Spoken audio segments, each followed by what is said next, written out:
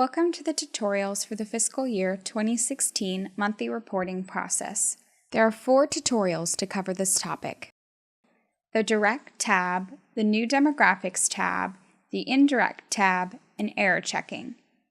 This tutorial will be focusing on the Indirect tab. If you need to watch a separate section, click on that section to be taken to the video for it. The Indirect tab is where you will report data for non-direct interventions.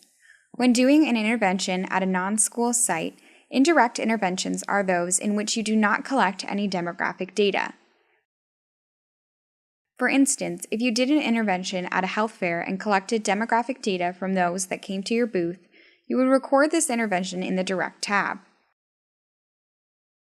If you did not collect demographic data from those that came to your booth, you would record this information in the Indirect tab.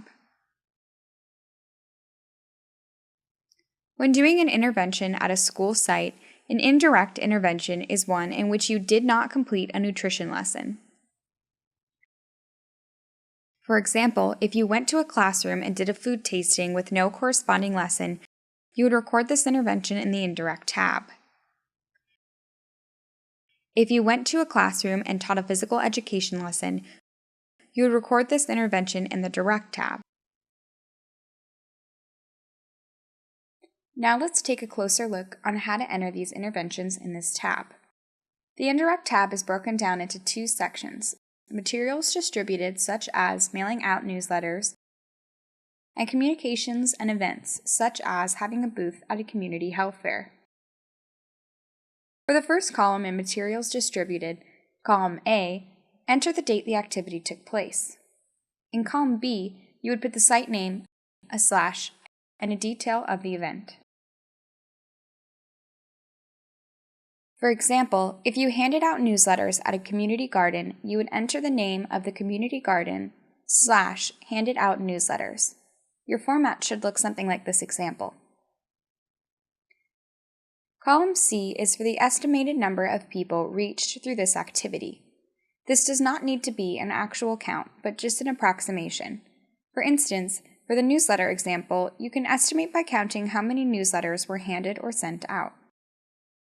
Column D is a drop-down menu that contains different types of materials.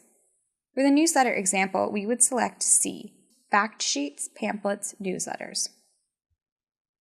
Once you have that filled out, you can move on to the communications and events columns. This is a similar procedure to the materials distributed column. For the first column, enter the date the activity took place. For the name column, enter whether this was adult or youth. Enter a slash. Enter the site name where the activity took place. Enter a slash. Enter the details of the event, such as health fair. Your format should look something like this example. Enter in the estimated reach and type columns. These have the same rules as the materials distributed columns. The estimated reach column requires an estimation for the number of people this activity did or will reach. And the type column is a drop-down list that contains different types of interventions that would be considered communications and events. In the type drop-down list, do not select nutrition education, radio, TV, PSAs, or articles, or billboard, bus, or van wraps unless you have been through an approval process with your RC and the state.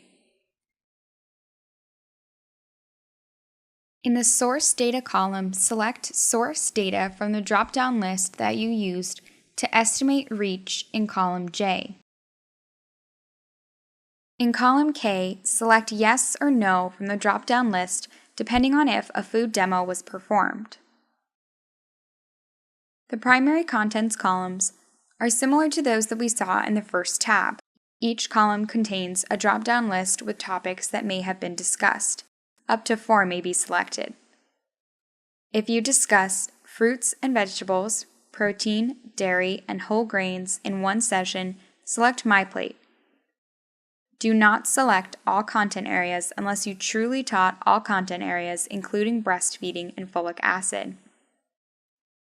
Fill the rest of this sheet out for your remaining interventions.